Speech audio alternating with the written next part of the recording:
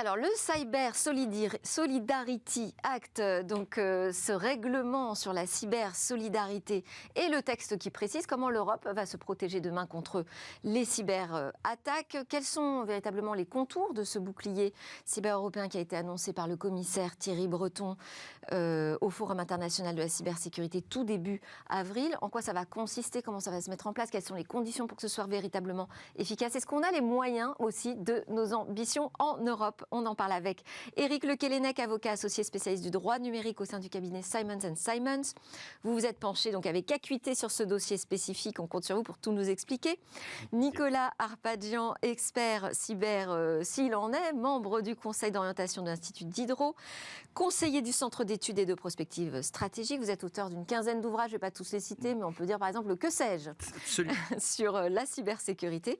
Et vous êtes le vice-président de Headminds Partners, qui est un spécialiste en conseil en cyber. Alors, la clé de ce bouclier, si j'ai bien compris, c'est quand même la coopération entre les États membres, une coordination, collaboration, donc qui ne semble pas évidente. Qu'est-ce qui bloque sur ce sujet ? Qu'est-ce qui peut bloquer? Alors, de trois choses. Déjà aujourd'hui, pourquoi on a besoin d'un règlement pour que ça avance? Alors déjà, vous avez parlé de vous parlez de solidarité. Donc vous voyez qu'on n'est pas sur un langage guerrier, on n'est ni sur un langage économique, on est sur l'assistance, la collaboration en cas de problème, en cas de crise, en cas d'attaque. Donc c'est déjà une posture qui est peu justement offensive. La deuxième chose, c'est que lorsqu'on va parler de cyber, il y a trois dimensions. Il va falloir de la technologie, il va falloir du droit et il va falloir des femmes et des hommes. Et la difficulté, c'est que les États membres ont des lacunes ou des pénuries ou des tensions sur au moins deux de ces composantes, c'est-à-dire les technologies et les femmes et les hommes avec la tête bien faite pour traiter ces sujets-là. Donc effectivement, c'est là où on va envisager la... Et les technologies, elles existent. On peut utiliser des technologies étrangères ou pas? Alors, on peut toujours. La seule chose, c'est qu'il faut les maîtriser et donc s'assurer de la confiance. C'est un terme qu'on a évoqué jusqu'à présent. Et donc, on voit bien que c'est un sujet d'interrogation avec la thématique de la souveraineté, qui est un sujet qui monte et anime la problématique de cybersécurité. Et donc, il va falloir prendre en compte ces trois dimensions. La seule chose, c'est que comme il y a une tension, il y a une pénurie, on essaye de se positionner dans cet environnement qui est potentiellement hostile, et c'est la raison pour laquelle on mise sur la solidarité en disant un peu comme mutualiser les casernes de pompiers, faire en sorte que tout le monde n'a pas les ressources, les expertises, les équipements. Si on mise sur la solidarité avec l'espérance qu'une attaque surviendra à un endroit et pas sur des multiples foyers qui effectivement seraient d'autant plus dommageables. Et alors là, on rebondir, je crois aussi que du point de vue de la composition de l'Union européenne et de ses membres, est-ce qu'il y a vraiment une confiance totale dans tous ses membres de manière géopolitique, ce qui rejoint aussi la construction d'une défense européenne? C'est ce qui a conduit, en tous les cas, certains États à se montrer frileux, y compris dans l'échange et le partage d'informations. Et notamment pour ces questions de souveraineté, non pas européenne, mais il y a aussi la question de la souveraineté nationale quand on parle de défense.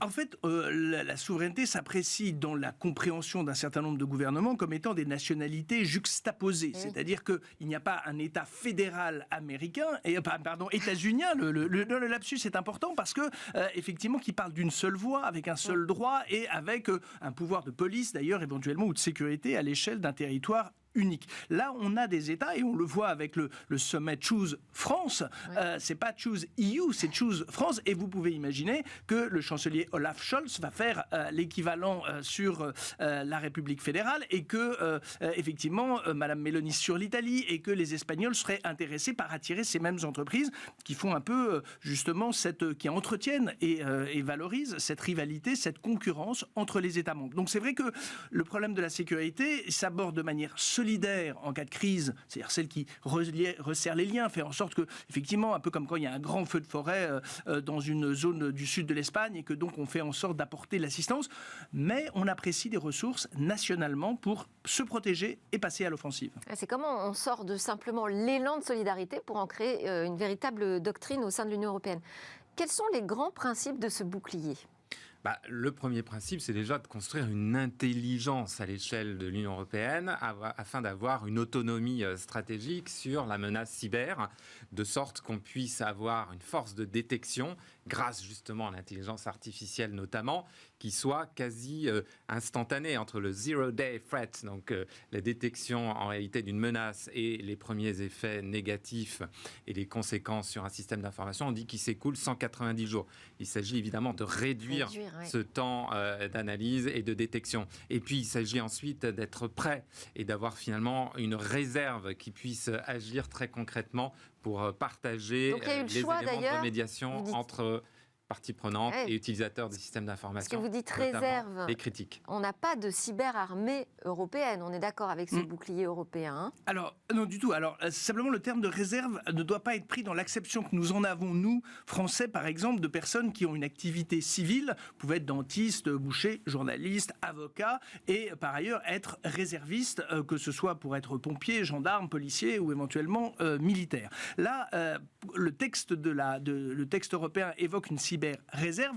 Par contre, quand vous rentrez dans le détail et que vous dites, mais est-ce que ce sont des citoyens qui auraient une activité civile et qui viendraient en accessoire, on vous dit non, ce sont des prestataires à l'occasion de marchés qui auront été passés. Donc, le terme de réserve ne doit pas être conçu comme étant un acte spontané, volontaire, gracieux de quelqu'un qui mettrait à disposition son temps, son expertise au profit de la collectivité.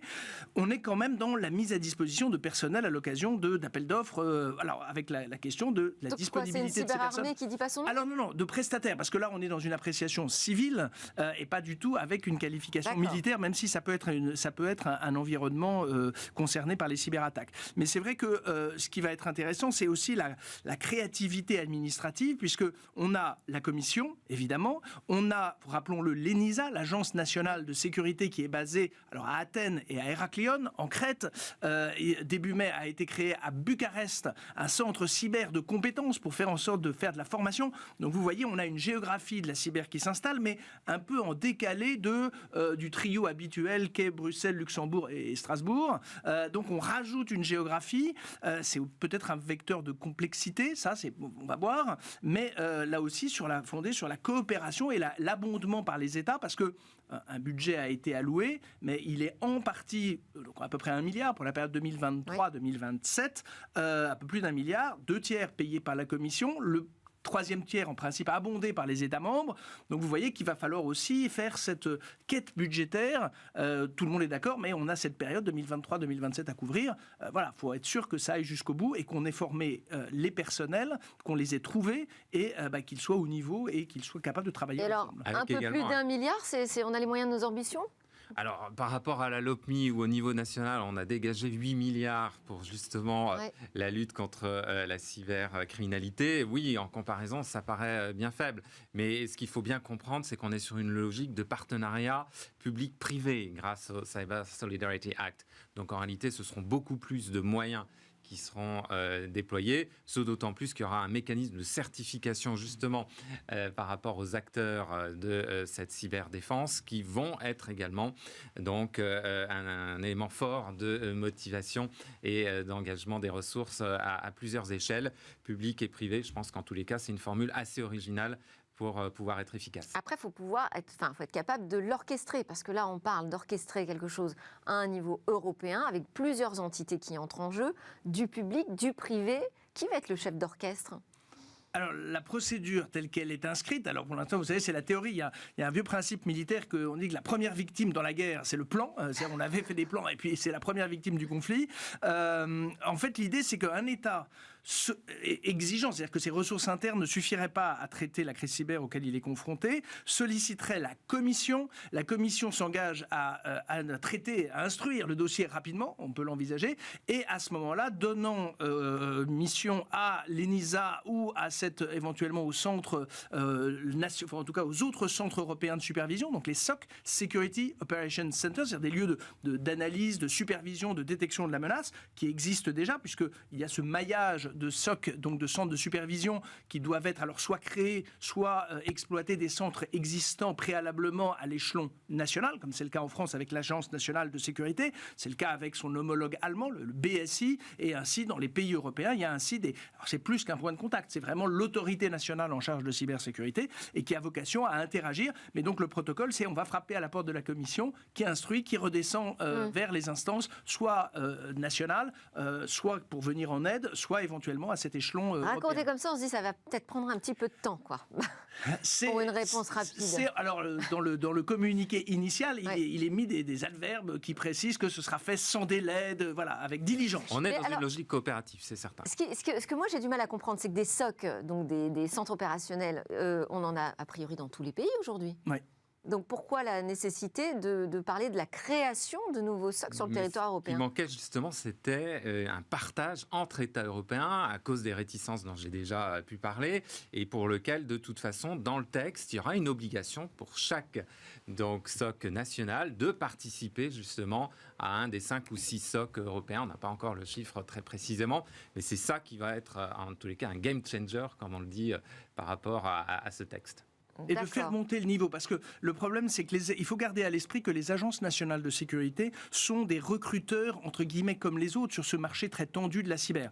Il y a des tensions. Pourquoi ? Parce que les grands les utilisateurs finaux, les grands groupes sont des recruteurs, les fournisseurs de services sont des recruteurs, les administrations militaires de l'État sont des recruteurs, et également les administrations civiles. Et également, il faut quand même le savoir, le monde criminel. Et donc, effectivement, il va falloir renforcer des agences nationales qui, même si elles existent sur le papier, ne sont pas forcément en mesure de compléter l'ensemble des postes disponibles et d'avoir à la fois en nombre et en expertise les personnalités qui peuvent composer cette ressource. Sachant en plus que, effectivement, et c'est ce qu'on évoquait avec Maître Le Callennec, qui est de dire que les États sont... Alors, garde à l'esprit que leurs adversaires peuvent être également les autres États membres. On a eu des cas pas si éloigné que cela, de pays européens s'espionnant les uns les autres. Donc on voit que la notion d'unité, elle peut être discutée. Pourquoi ? Parce que les États membres sont concurrents d'un point de vue fiscal, social, économique et diplomatique, scientifique, et donc évidemment veulent aussi préserver cette singularité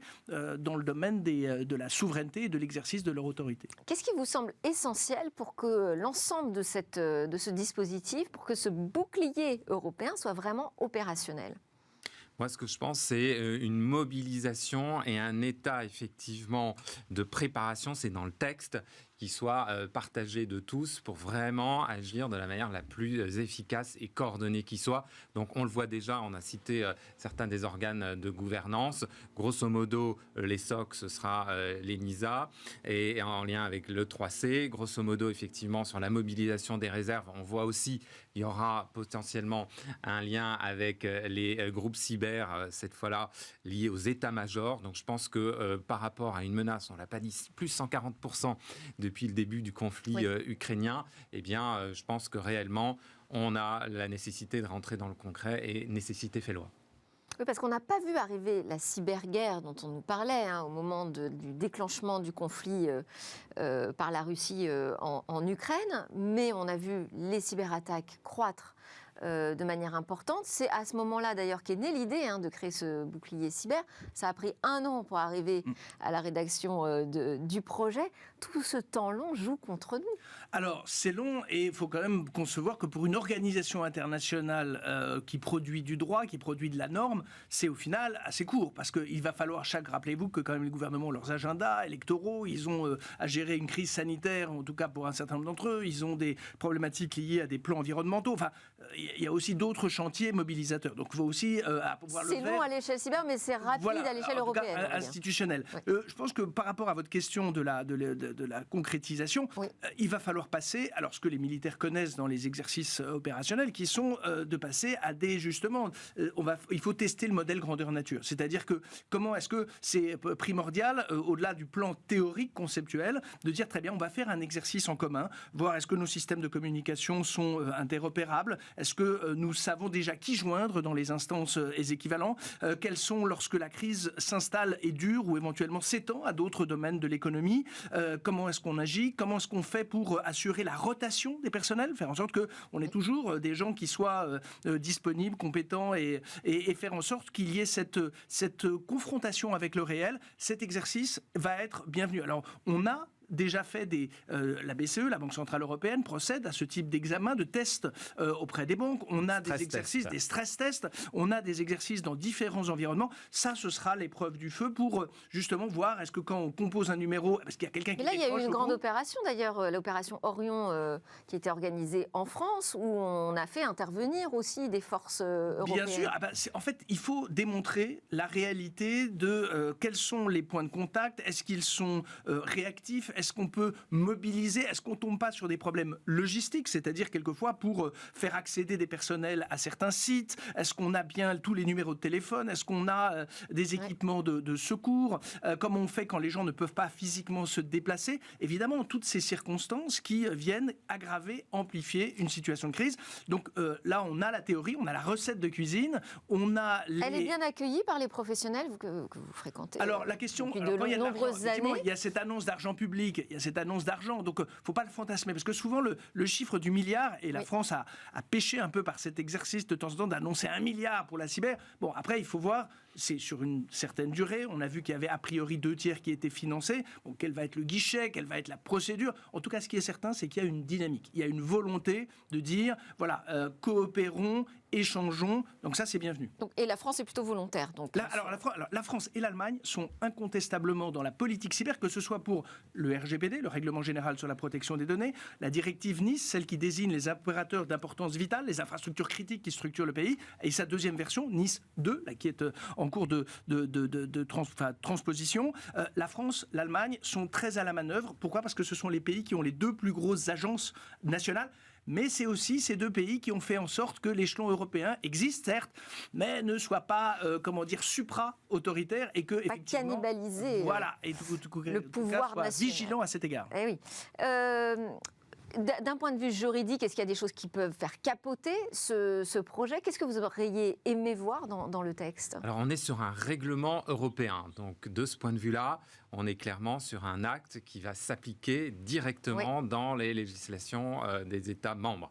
En revanche, si on a déjà évoqué les quelques faiblesses sur l'aspect purement militaire, même s'il y aura des partages d'informations et une certaine coordination, c'est sur le volet pénal qu'on n'a malheureusement pas de concret dans le Cyber Solidarity Act. C'est-à-dire ?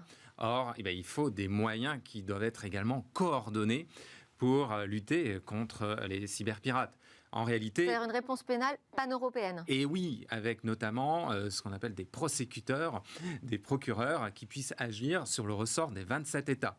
Nous avons un outil extrêmement efficace et qui en fait réellement la démonstration, c'est le parquet européen, mais qui n'a comme compétence que, en gros, la protection des subsides et des fonds européens et de lutte contre leur détournement.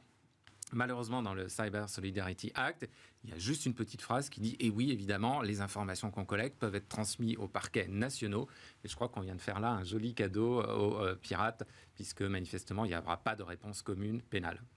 C'est peut-être pas trop tard, parce qu'on est encore au stade du projet. Hein. Alors, il n'y a pas de... Parce que, en fait, le fantasme ou l'analogie, c'est souvent, on parle de FBI européen. Il n'y a pas de FBI européen. Il y a, Maître Le Callennec le mentionnait, le EC3. EC3, c'est le European Cybercrime Center, qui est basé à La Haye, qui dépend d'Europol, qui est un lieu de coordination. C'est-à-dire que les services de police, de gendarmerie, viennent frapper à la porte, disent, tiens, moi j'ai une affaire qui a ceci, cela, tu aurais des éléments. Et ça se partage de manière, alors, tout à fait aimable et civile. La seule chose, c'est que c'est de la coopération. C'est évidemment plus contraignant, moins réactif que quand vous êtes directement autonome pour vous déplacer, conduire vos opérations et votre autorité juridique et judiciaire est assurée par la loi. Merci beaucoup à tous les deux. On arrive à la fin du temps qui nous était imparti pour dresser un peu les contours de ce bouclier cyber européen. Merci beaucoup à Maître Le Callennec du cabinet Simons & Simon et Nicolas Arpagian de Headminds Partners. À suivre, petite pause et après on retrouve Tariq Krim pour reparler d'IA et de la stratégie de Google.